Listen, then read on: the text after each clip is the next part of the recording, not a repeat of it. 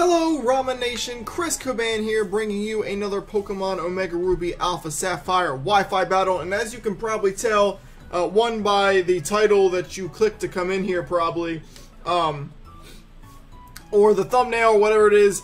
This is actually a Little Cup battle. Someone was kind enough about a week ago to donate a Little Cup team to me because they were interested in watching Little Cup battles. Now, I'm really bad at when it comes to building Little Cup Pokemon. Their EV spreads are a lot different. As you probably know, most of my Pokemon are pretty standard, 252, 252 on my sets, you know, whatever I want on them. And nothing really ridiculous, pretty easy to make. These Little Cup is typically really different. A lot of times they are invested in 3 to 4 things at once. And it's a lot of random EV spreads. Obviously they have a point, but I'm not really good at what they actually are, so I've never made or attempted to make a Little Cup team. Someone kind enough to donate one though, and I wanted to give it a tryout, so I was asking people if anyone was interested in a Little Cup battle. I got a couple people, one of which was the Starly. So let's go ahead and take a look at the team. Keeping in mind this is my second ever Little Cup battle, and I may not be the best at it, but I think I played pretty well in this match. So, take a look at my team. We got Fletchling, Porygon, Phantump, Timber, excuse me, I'm trying, just, you know, little Pokemon, Gothita, and Chinchou against Ghastly, Teddiursa, Slowpoke, Charmander, Fungus, and Diglett. The first thing I notice about this team, well, 2 things. One, it's going to be a lead Diglett with Focus Sash. You can kind of transfer your knowledge of regular battling and like, you know, NU, PU, all that other tier, you know, OU. You can transfer it into Little Cup because a lot of times the Pokemon are going to be kind of similar to their higher counterparts. Focus Sash Dugtrio, very common if it's a Dugtrio, so I'm assuming that's the lead. And you'll notice the Regenerator Wall Core, the Slowpoke, the Fungus. Both of those Pokemon carry Regenerator. Most likely they're both running it in this battle, so that's going to be pretty tough to contend with, but I do have Fletchling who can kind of handle the Fungus easily and has U-turn for the Slowpoke. So let's go ahead and jump right into this battle. Hopefully you guys enjoy it. So as I said, he's going to go ahead and lead off with the Diglett. I'm not surprised by that at all, and I'm going to lead with Fletchling. Now, I'm not the best at calcs here, but I kind of figured he'd Rock Slide here, and I was kind of figuring I'd live it because I'm not Fire anymore. I'm normal at this point, so he does go for the Rock Slide as I thought, and like I thought, I do live it really badly actually, which is really good. So at this point, I'm predicting Sucker Punch, and I'm going to Roost. I'm just, right now, at this point in the match, I'm really just hoping that, you know, they're carrying the same kind of sets they carry as their higher evolutions, because that's all I got to go off of right now when it comes to facing these Little Cup Pokemon. So he's going to go ahead and switch into Slowpoke as I go for Acrobatics. That does not a lot actually. U-turn though will make up for that, do a little more, and or actually about the same. And that becomes very important in this match, and I'll tell you why here in a second. So obviously, Scald's probably coming here, not because I'm Fire, but because he wants a burn, so I'm going to switch into Lights, the Chinchou. Now, unfortunately, I am the Volt Absorb set, as opposed to the Water Absorb set. That would have made this a lot easier on me. He doesn't get the Scald, and of course, first burn, because Scald. So he's going to switch here. I actually predicted him to switch into Diglett to eat up an Electric attack, so I went for Hidden Power. And, nope, he switches into Fungus to take any attack, which is a good play. I think that's Hidden Power Ground, actually. So Hidden Power does more or less nothing to that. I'm going to go ahead and Volt Switch out of here. Just because I know it's got Giga Drain, and I can't touch it anyway. I've got 3 resisted moves and Hidden Power Ground, so I'm going to switch into Pumpkaboo here, frisk out the obvious Eviolite, and he's going to go for Sludge Bomb, I guess predicting that. And, of course, it poisons me. So, right now, we're not doing the best. RNG's kind of against us. We have a burnt Chinchou, a poisoned Pumpkaboo. Thankfully, he does stay in, though. I actually was kind of worried he'd switch into the Charmander. But he does stay in and let me Will-O-Wisp him, which is good, because that's going to deal the progressive damage on him as well. He does reveal the Synthesis. As I said, Regenerator Wall Core. It's Stally by nature. So that's how it goes, but he does reveal the synthesis, but I can wear him down now with the burn if need be.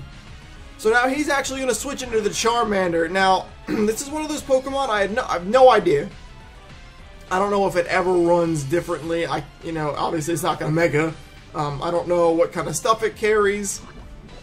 I've never faced one before. I've never seen a Charmander in battle before, so to me, this could do basically anything. I don't even really watch Little Cup battles, so I have no idea what's going to happen. So I'm going to switch into Chinchou, kind of as fire fodder, obviously, and almost death fodder since he's burnt and has no healing ability. So he actually substitutes on the switch and then goes for Belly Drama. Now, this is a problem, and you're about to see why.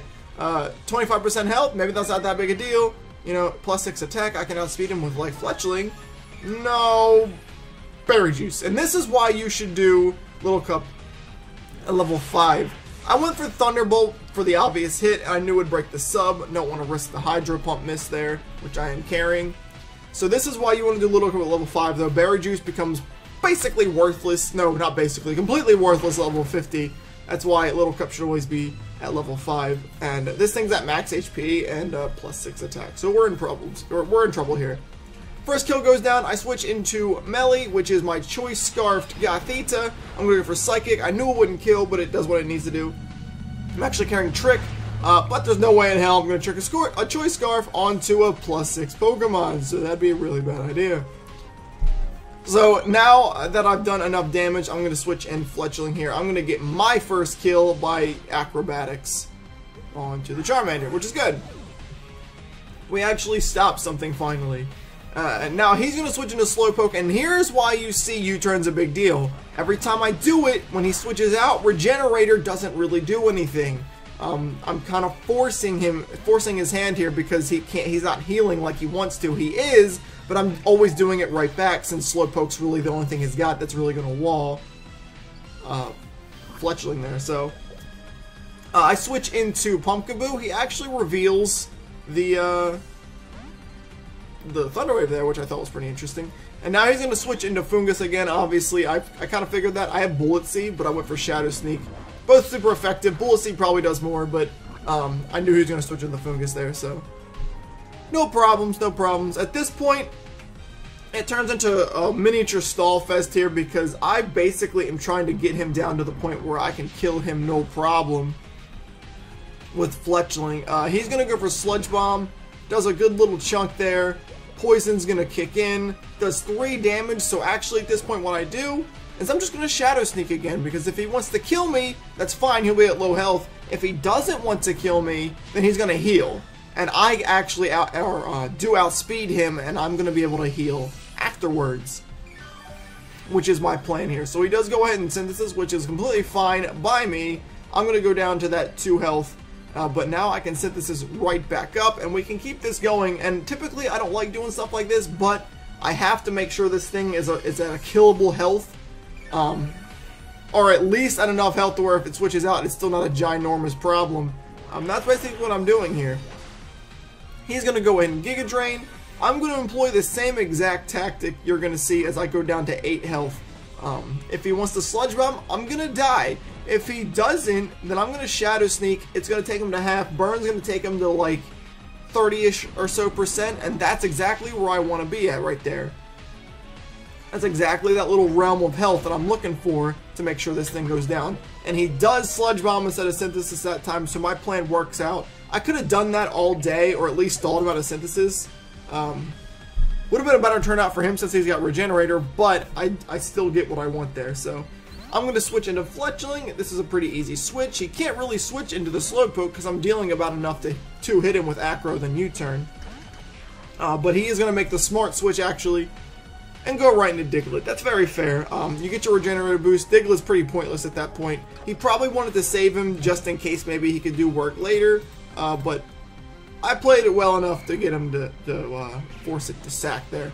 He switches into Ghastly. This was a damage test. I one-hit it. Now, I don't know how powerful Fletchling really is. Obviously, Ghastly's not super bulky. I went for it because I figured I would do a ton. And I wasn't actually scared of it since I'm normal. And I do get the one-hit KO, which is good. So now we're actually making up ground here. He's going back into Slowpoke, and yet again, we're going to go straight off for that U-turn, and it's going to take him right back down to where Regenerator gets him right back to where he was. He goes for Scald. At this point, I'm kind of praying for a burn because I'm Guts, but of course the RNG doesn't play that way, and I don't get burnt, but that's okay. So now he's going to switch into the Fungus. I went for Knockoff, obviously, because that's the only move I really have to hit the Slowpoke. It does a good chunk and knocks off his Eviolite, which is a huge deal. I actually went for it again because I thought maybe without his Eviolite it would do about the same. Unfortunately, it does a little less, and he does not die, but he does not Synthesis either, which he really could have. That would have put me in a really bad position. But he does Spore. It's going to put me to sleep, and he's going to go down to the burn, which is good. Wall Core broken. Wall Core hella broken. We're in business right now. He brings in Teddiursa here. I know Teddiursa. I'm almost positive it's carrying the Guts or the Quick Feet. I was kind of assuming Quick Feet. Just to check, I went into Bath Duck or Porygon here. First time you're going to see him. I'm going to trace the Quick Feet, prove him what he was. He goes for Close Combat. That does a crap ton of damage. It does about half even with my Eviolite. Of course, Close Combat, super effective, all that jazz. And he's going to activate that Toxic Orb, which is okay. I'm going to have to switch out though here. I don't want Porygon to die just yet, so I'm going to switch into the thing that's asleep and pretty much fodder at this point, which is obviously going to be the Timber. So he goes for a second Close Combat, which is a huge deal. That's going to put him at -2 now, as the Toxics will kind of kick in here. I've been asleep for only one turn. I could have went for Mach Punch, which would have caused me to, the sleep to activate first, but whatever. Might as well just let him go. And he's going to die to the Facade. But like I said now, he's used 2 Close Combats. He's at -2. No chance he's taken a Acrobatics. Obviously, Gale Wings, he can't outspeed me, so he's forced out into the Slowpoke. But exactly what I wanted to do this whole match. It kept working. I kept doing it. Every time he brought in the Slowpoke, I instantly U-turned, and I kept him exactly at the HP I wanted him to be at, where he couldn't really heal it up. And after the Acro U-turn combo, down goes Slowpoke. Did a little bit in this battle. He burnt the Chinchou, but really, other than that, he didn't do a whole lot except for stall it out longer. So I'm gonna U-turn out into the only thing I have left. Point is here, I want him to Close Combat me to kill me. But because of the fact that lowers his defenses, and he doesn't want that to happen because then he's obviously dead, he goes for Facade. Unfortunately, that leaves me with exactly 2 health. I'm gonna try attack, and that's basically going to be the point of no return for him. I actually thought I might live Facade really badly. I knew I wouldn't live Close Combat, but it was worth it for me. Remember, he's not Guts. He has no power boost. So, Close Combat just stronger with super effective damage there. That's basically what we're looking at here. So, I'm going to bring back Smogon Bird Jr. one more time, and we're going to clean this up with an Acrobatics. Ending this battle GG 1-0 with my boy Fletchling. So that's obviously it. Like I said, this is only my second Little Cup battle in this match. I actually had won my first one as well. I like this team. This was created by a sub of mine named Machaku and given to me by another sub of mine named Reiki. So if you guys know them, make sure you thank them because they're the reason I have this team right now. I really like it. Like I said, I never really looked into breeding Little Cup. I probably still won't because breeding Little Cup Pokemon takes a lot of time. Since you have to keep them at level 5, you have to play by no restrictions when you're playing it, which means the Pokemon stays at the level they're at. So you can't level them up to like 100 and try to get all their moves and then do it because you can't make them, there's no option to put them back at level 5, unfortunately. So when you do this, you actually have to keep them exactly at level 5 when you battle. So any move you want on that they learn by like level up or by a different evolution, of course, it has to be bred on, and then you have to level them just right. You have to, you're forced to super train for their EVs since if you EV train, they're going to level up past 5, of course.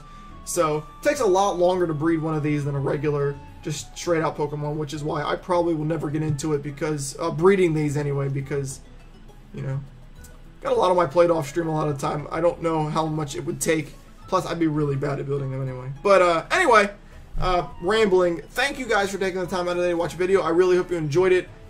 If I do get more really good Little Cup battles, who knows, maybe I'll upload more. I don't know if I will or not. But this was a really good battle, and I just wanted to show one off, just to show off a Little Cup battle, because I never have, and I thought it'd be cool too. But if you enjoyed it, make sure you hit that like button at the bottom of the video. Make sure you also subscribe to my YouTube if you've not done so yet. I get content out every 5-6 days or so. It'll alert you every time I upload a video. And if you guys have not checked out my live stream, make sure you do so at twitch.tv/xChrisCobain. Link in the description below. I hope to see you guys there. That's it for me, you guys. I will check you guys out in the next video.